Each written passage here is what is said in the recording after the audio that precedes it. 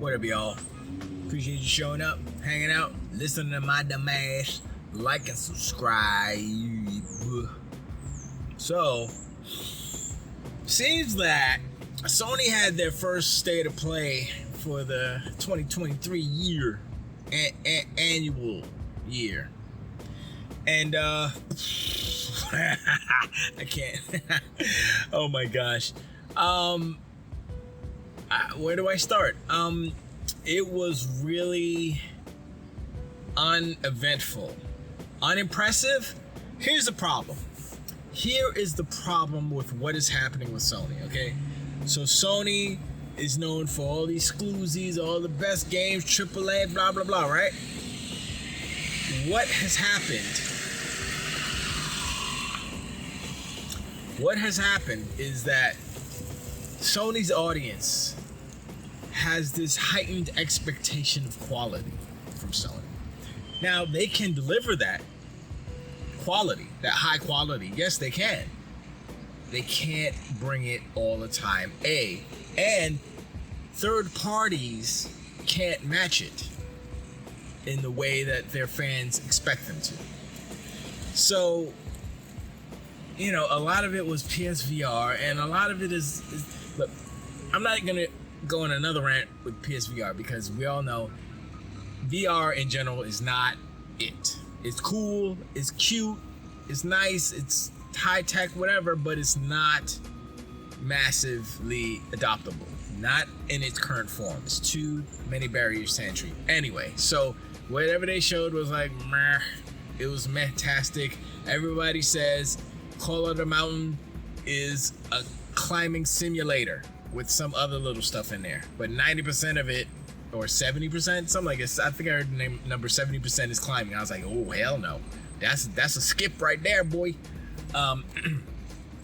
So, you know, you look at that stuff. There's other stuff too, and it's like, okay, blah blah blah blah, all noise, blah blah blah. The best stuff in there was the Capcom stuff, right?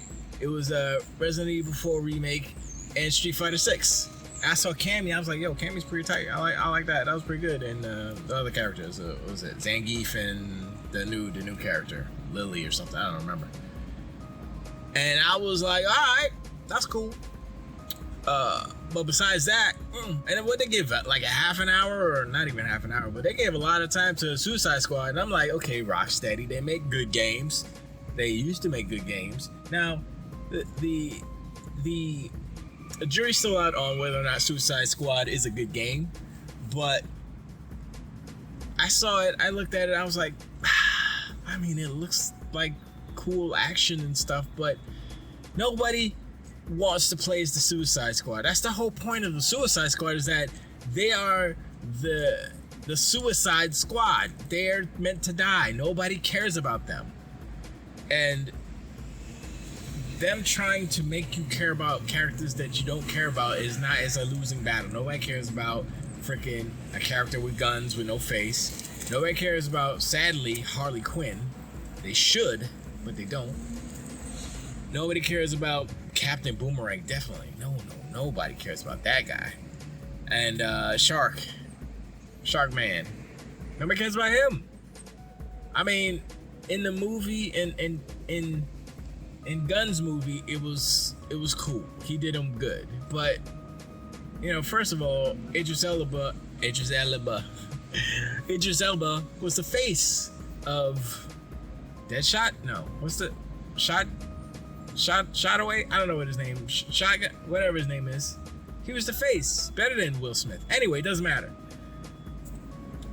So what Jeff Grubb had said was that Sony has these marketing deals, and with these marketing deals, they have obligations to promote these games. So they have a marketing deal with Warner Brothers, Harry Potter marketing deal, and Suicide Squad marketing deal. So as part of their marketing deal, they had to dedicate a whole bunch of time to the Suicide Squad in this state of play. That's part of it, right? Plus the commercials and stuff, whatever. And so that's what I think, that's what Jeff Grubb said. And I said, you know what? I never really thought about it that way. I never thought about the business of how these companies put these things together, especially only third-party games. There weren't, I mean, besides the VR stuff, which is, that's like throwaway, that's like, who cares? Everything else was third-party, I believe. I don't think Sony had any first-party stuff in there. I don't think so. I don't remember, because it was a bunch of colors and moving stuff, and I was just like that. I was like, I don't care about any of this stuff. And then I see the reaction to everybody online, all the influencers, all the podcasters and stuff. They were like, yeah. I was like, nah, that wasn't good. I heard one person said they liked it. It was Justin Davis? I forget who. I think it was Justin on a podcast. Wow. I'm forgetting the name of the show that Damon Hatfield freaking hosts. It's not Beyond, obviously. It's not Xbox podcast. It's the one that's the Everything podcast. But anyway, all these noisy tracks. But anyway, it was like, I was like, wow. And the funny thing is that Microsoft had their developer direct, right? And they shadow dropped a super banger. They shadow dropped Hi-Fi Rush. Boom. And then Nintendo came with their whatever they did. And then they shadow dropped something. I don't remember what they shadow dropped, but they shadow dropped something too, I think. Sony didn't shadow drop nothing. Sony's supposed to be having all the games. Where the games at? They ain't got no games. It's hilarious to me how the mighty have fallen. I mean, they're slipping on banana peels left and right. And my last video pertaining to Sony's behavior with this ABK deal and how they're losing face and they're burning bridges, specifically with Activision and Bobby Kotick. It seems like they're making all the wrong moves right now. I mean, they're making games, sure, but like I said, if they can't produce these quadruple, dipple, quadruple A bangers like God of War, like whatever else, Last of Us and all that stuff, if they can't consistently produce that, what good are they? Because they have set themselves up to be that company, that studio. That's all they make, right? No, that's not all they make. And when they make something other than that, kind of hot trash garbage. Now, this state of play was an illustration of it in a way, because it illustrates that the third parties and most of Sony's first party is that. It's just, it's like B tier. It's like, No, a lot of people aren't feeling it. Now, it could be AAA tier, but still be garbage. It can still be like, oh yeah, we spent $150 million on this game, but it's hot trash. So, does that make it AAA? A AAA failure? Sure. So, yeah, man, that state of play was like, and it's not even about like, oh man, I don't like Sony or whatever. If a game is hot and it looks cool, I'll be like, all right, that look good. Like I said, Street Fighter 6 looked good. I was like, all right, that's what fighting games should be right now. Street Fighter 6 is what fighting games should be. And Cammy with her little Union Jack jacket, I was like, oh god. And you know what? One thing about Street Fighter 6, well, the 5 was the same way. They really do over-sexualize the females. Some of them, not all of them. Like Cammy, I mean, she's always been over-sexualized.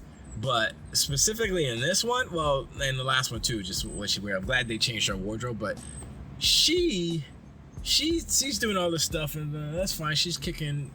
I forget who she was beating up, but she's beating up some fool. All the moves are there, plus some extra stuff. And then she does like a stretch. She like stretches out her back or something. She like sticks her butt out and stuff. I was like, okay, that's a little yeah. That's they know what they're doing, because they know their audience is a bunch of young kids, boys and men's. Older dudes like it too, because the old ass game, old ass property IP. So they're spreading it all out. They're like, yep, all the teenage horny boys and all the old man horny boys. We got them all. So I'm like, you know what? I'm surprised. I mean, are the feminists kind of jumping on Street Fighter for over sexualizing the female characters in there? Or is it okay because Cammy is whooping Zangief's ass? Actually, I don't think she's fighting Zangief, but still, point is, Zangief was fighting E Honda at one point. Zangief got chunky though, so I don't know. I don't know whatever side they fall on. You know what's going on. And when I say feminists, I mean like just the crazy people who are just like, okay, you're ridiculous right now. Let's go. But you know, it's I noticed that in the last game too, but I didn't say nothing. But I noticed it now, and I don't mind because I like it. I think it's artistic. They could look the PC police are coming for me. They're coming for me. They're like, you talking shit? Are you talking shit about females? Woo! Like no. But I'm just saying, it's just an observation. I didn't make the game, so you know. I mean, maybe it's a product of Japan, because Japan is very male centric. I don't know if probably chauvinistic, but they are definitely a male dominated society over there. So you know, that's their culture. I'm not saying this or that about it. I'm just saying that's what it is. But anyway, I won't ramble about that stuff. The main thing is Street Fighter 6 was good. Resident Evil was whatever. I mean, I guess it was good, but I don't really care about Resident Evil that much. And the rest of it was like hot trash garbage. You know, Rocksteady spent all this time making this game and nobody is feeling it. And that's just like, is it the fact that they're trying to chase the games of service with the multiplayer and it's gonna have a battle pass? And I was like, I was like, that's not the word you want to say in a state of play. You know what I'm saying? Don't say that. You know, it's not a good look. So yeah, man, I don't know, man. That state of play was if this is kind of if this is telegraphing the direction that Sony's going for the rest of this generation. Somebody said this marks the second half of the PlayStation 5 generation or something. And I'm like, it's like 2023, so it's gonna be 6-year generation. So 2026, a new PS5 is gonna come out. PS6 is gonna come out. I mean, maybe. But when I looked at it like that, I was like, oh, well, I mean, yeah, they're doing pretty good sales wise as far as consoles, but you know, how can they maintain that? You know, without the bangers, without the games. And that's the main thing, is like they're lacking in games. All they got is Spider-Man 2 coming out this year. Everything else is like whatever. All this VR stuff, all the resources they were spending on VR, wasted, because they could be making bangers, but no, they're wasting their time on this VR crap, and it's not working out. Even the AAA bangers from third party aren't working out. So everybody's trying to chase the money instead of making good games. Then you pull out Hi-Fi Rush, boom, good game. No microtransactions, no battle pass, just a good game. Let's play. You know, and that's what makes people sign up for Game Pass. That's what makes people buy it. That's what makes people play it. The game is whack. Everything else doesn't matter. Your business model doesn't matter. Nothing matters. So, you know, I'm surprised I'm saying this about Sony. They usually make or have good games, but their track record has been lacking for a minute. But anyway, appreciate y'all hanging out, showing up, and all that good stuff. Let me know, was that state of play hot trash garbage, or am I just hyperbolizing or whatever? Or like, was it really just a big meh sandwich? Was it just a big wet oatmeal ball? Or I don't know. It was just unimpressive, right? I don't know. Well, let me know in the comments. Let me know what they could have done better, and let me know if you think that Jeff Grubb's assessment of the whole marketing deals is what had happened, and they're kind of obligated to do these even though they're kind of garbage, you know? Yeah, that's all I got for today. I appreciate y'all, and I'll see you on the next one. Took the wait.